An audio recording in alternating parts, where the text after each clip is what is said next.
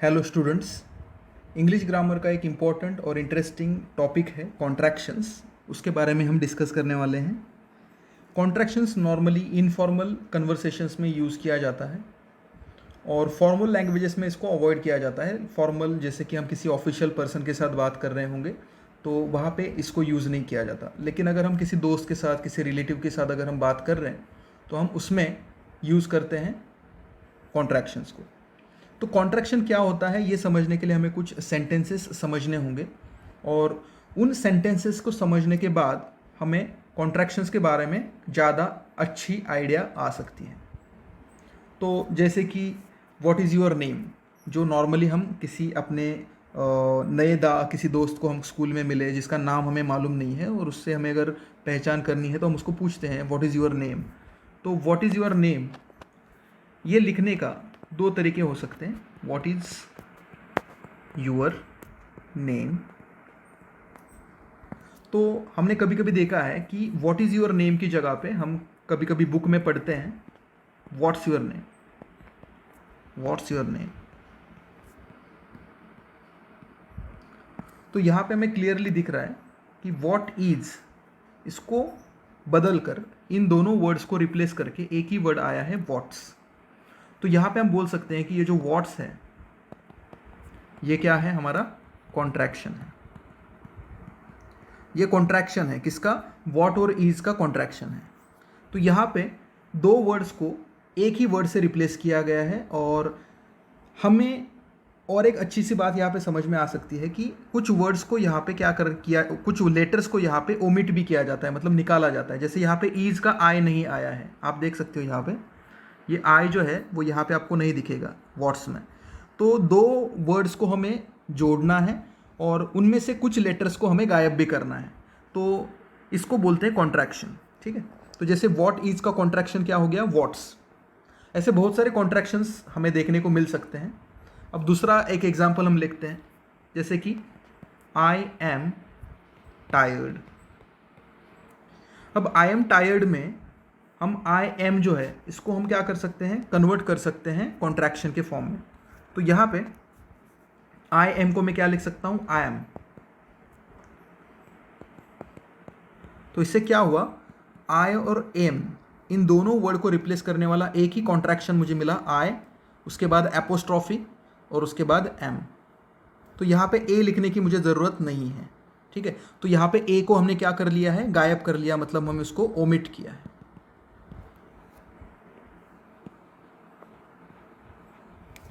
अब ऐसे बहुत सारे एग्जाम्पल्स हम ले सकते हैं। ठीक है, तो आपके सिलेबस में जितने एग्जाम्पल्स होंगे, ठीक है, उतने ही एग्जाम्पल्स आपको करने हैं। बहुत सारे लिस्ट बन सकती है, बड़ी बड़ी लिस्ट बन सकती है, लेकिन हमें जितना चाहिए उतना ही आपको करना है। ठीक है, तो क्लास 7th के हिसाब से आपको कुछ इजी चीज़ें दिए होंगे, जैसे कि I will work, I will work for you. अब मैं आपके लिए काम करूंगा, I will work for you. तो इसी सेंटेंस को हम क्या लिख सकते हैं, I will work for you. तो यहाँ पे आई विल को आई और उसके बाद एपोस्ट्रॉफ है और उसके बाद एल से रिप्लेस किया है। तो आप यहाँ पे देख सकते हो कि आई विल, इसमें आपने W और I को क्या कर दिया है, गायब कर दिया है। तो सिर्फ I लिखा, एपोस्ट्रॉफी दिया और फिर L लिख दिया, डबल L। तो ये क्या हो गया, आई विल का कॉन्ट्रैक्शन हुआ। तो ये आई विल का कॉन्ट्रैक्शन है। तो ऐसे बहुत सारे एग्जाम्पल्स होते हैं, हम और भी एग्जाम्पल्स ले सकते हैं।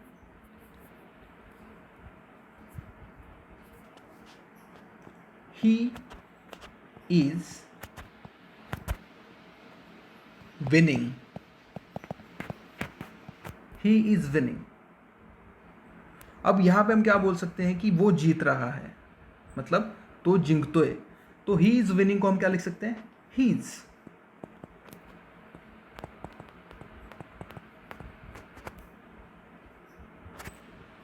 तो इसका मतलब क्या है कि हमने ही और इज को जोड़कर एक ही उसका फॉर्म बनाया, एक ही लेटर बनाया, और ये क्या है, हीज। तो यहाँ पे ही और ईज ये दोनों को जोड़कर हमने बीच में आई को गायब भी कर लिया और फिर एच ही को हमने एपोस्ट्रॉफी से जोड़ दिया एस को, और आई लिखने की हमें ज़रूरत नहीं है। तो ये ही और ईज का हीज एक क्या बन गया, कॉन्ट्रैक्शन बना।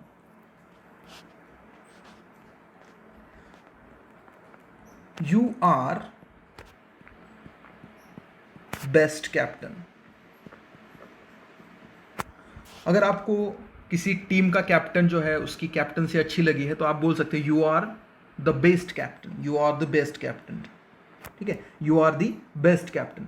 तो अगर मैं इसको एपोस्ट्रॉफी और यूज करके यू आर को अगर मैं बदलना चाहूँ तो मैं क्या कर सकता हूँ, यू आर को क्या लिख सकते हैं हम लोग, यू लिखेंगे हम लोग। ठीक है, यू तो लिखेंगे लेकिन उसके आगे एपोस्ट्रॉफी देंगे और आर का ए नहीं लिखेंगे, सिर्फ आर ही लिखेंगे, तो ए को गायब कर दिया हमने। ठीक है, तो यू आर द बेस्ट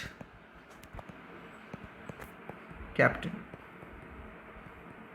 तो यहां पे यू प्लस आर इन दोनों को रिप्लेस करके हमने क्या लिखा, सिर्फ यू आर।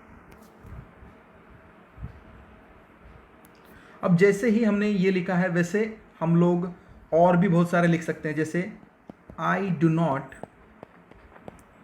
ड्रिंक टी, मैं चाय नहीं पीता।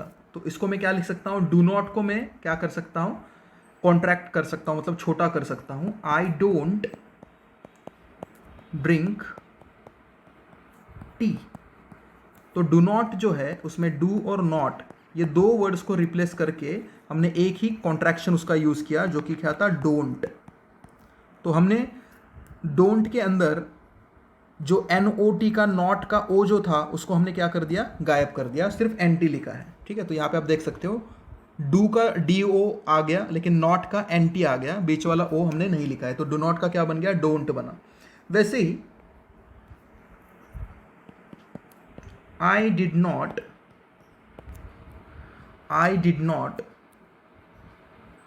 इसका क्या होगा, आई डिड नॉट का आई डिडेंट।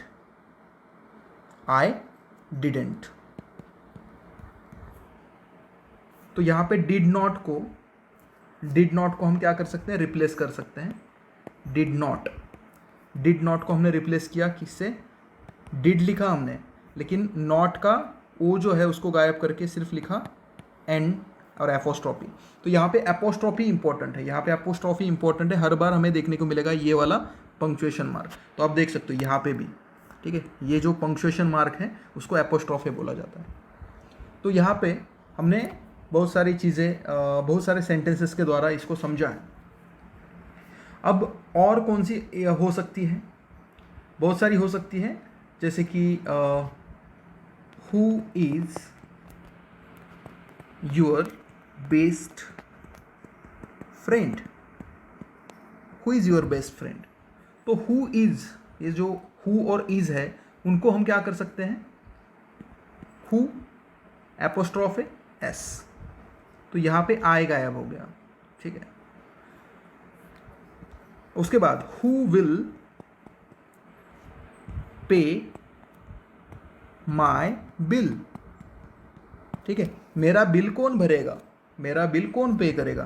तो यहाँ पे भी हम हु विल को क्या कर सकते हैं, एक ही वर्ड से रिप्लेस कर सकते हैं, who dash apostrophe S, sorry apostrophe और उसके बाद एल।